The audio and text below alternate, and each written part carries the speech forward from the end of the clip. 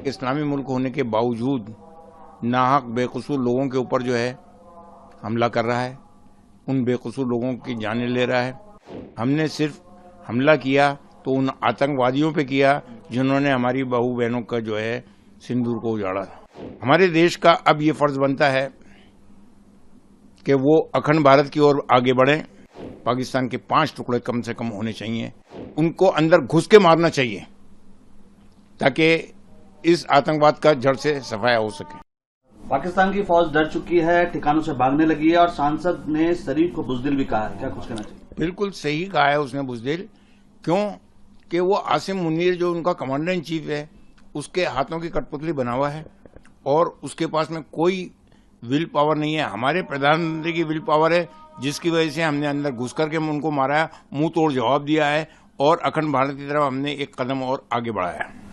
भारतीय सूचना प्रसारण मंत्रालय ने गानों पर और जिस तरह के पॉडकास्ट जारी होते हैं उन पर भी रोक लगा दी है पाकिस्तान के। ये बहुत पहले हो जाना चाहिए था, अब लगाई है, बहुत अच्छा किया है, इसके लिए हम बधाई देते हैं हमारे मंत्रालय को।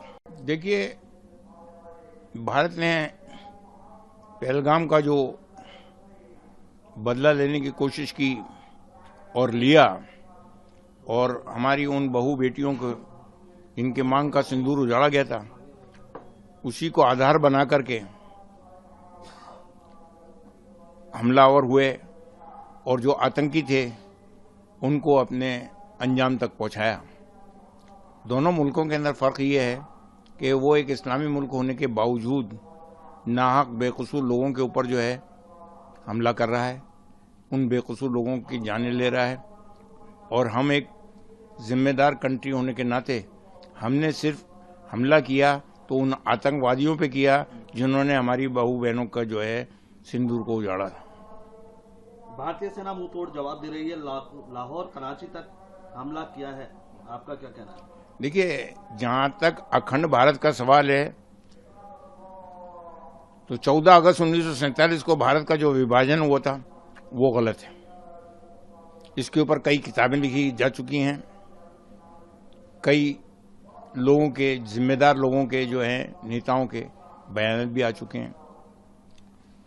हमारे देश का अब ये फर्ज बनता है कि वो अखंड भारत की ओर आगे बढ़ें और लाहौर, इस्लामाबाद, कराची उनके ऊपर कब्जा करके पाकिस्तान के 5 टुकड़े कम से कम होने चाहिए, वो करें। पूरी दुनिया भारत के साथ आतंकवाद के खिलाफ खड़ी है, आपका क्या कहना है? देखिए, भारत के साथ इसलिए खड़ी है कि हमारे देश का नेतृत्व जो है ऐसे विदेश मंत्री के हाथ में है कि जिन्होंने अदर कंट्रीज के विदेश मंत्रियों से, प्रेसिडेंटों से राब्ता कायम करके वस्तुस्थिति से उनको अवगत कराया और इसके साथ साथ हमारे जो एनएसए के जो चीफ हैं श्री अजीत डोभाल साहब, उनका नेतृत्व जो है वो भी इसके अंदर काम आ रहा है। तो इसी वजह से, यही वजह है कि तमाम विदेशों के जो नायक हैं, विदेश मंत्री हैं, प्रेसिडेंट्स हैं, प्राइम मिनिस्टर्स हैं, वो भारत के पीछे आके खड़े हो गए हैं इस आतंकवाद के खिलाफ। क्या भारत को अब आतंकवाद के खिलाफ निर्णायक जंग लड़नी चाहिए? बिल्कुल लड़नी चाहिए निर्णायक जंग, और उनको अंदर घुस के मारना चाहिए ताकि इस आतंकवाद का जड़ से सफाया हो सके। भारत की जनता से क्या अपील करना चाहिए आप? भारत की जनता जो से अपील ये है कि वो इस मौके के ऊपर हमारे फौजियों के साथ में रहें, कंधे से कंधा मिला करके उनका साथ दें और देश की जो सरकार है उसका साथ दें और उसके हाँ में हाँ मिलाते हुए अपने बयानात को जो है रखें और कोई ऐसी बात पैदा ना करें जिससे वस्तुस्थिति बिगड़े। भारत ने 4 बार पाक को रौंदा है, टुकड़े भी किए हैं, फिर भी नहीं सुधर रहा पाकिस्तान। अब अगर 5 टुकड़े हो जाते हैं तो वो अपने आप सुधर जाएगा।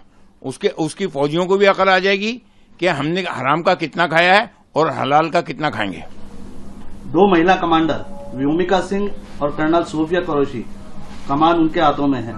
ये नारी शक्ति का जो है एक उदाहरण है देशवासियों के सामने कि उन्होंने विदेश में जाकर अंदर घुस करके उनको मारा है, तमाम आतंकवादियों को, और उन माँ बहनों के सिंदूर जिनका उजाड़ा था, उनको सच्ची श्रद्धांजलि अर्पित की है उन आतंकवादियों को मार करके।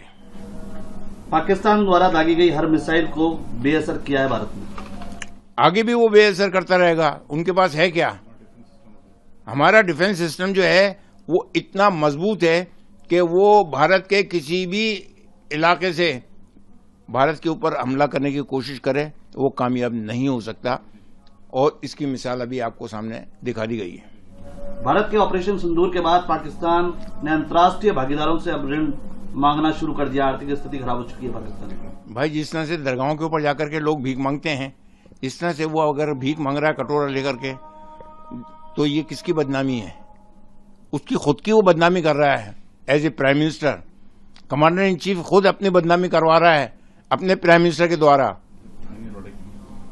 50 ड्रोन, डिफेंस सिस्टम और 8 मिसाइलें और लड़ाकू विमान भारत ने गिरा दिए पाकिस्तान। ये तो बहुत कम है। अगर वो इससे ज्यादा भेजता तो इससे ज्यादा गिराते। हमारे भारत की फौजें इस काबिल हैं, इस लायक हैं, हमारा डिफेंस सिस्टम इस काबिल है कि वो उनको बॉर्डर पे ही रोक सकता है। पाकिस्तान की फौज अब डर चुकी है, ठिकानों से भागने लगी, और जो वहां के पाकिस्तान के सांसद हैं उन्होंने शरीफ को बुज़दिल भी कह दिया है। बिल्कुल सही कहा है, बिल्कुल सही कहा है कि उसके पास में क्या है नॉलेज मिलिट्री की? कुछ नहीं है। वो सिर्फ एक कठपुतली की तरह से प्राइम मिनिस्टर के ऐसे से बैठा हुआ है।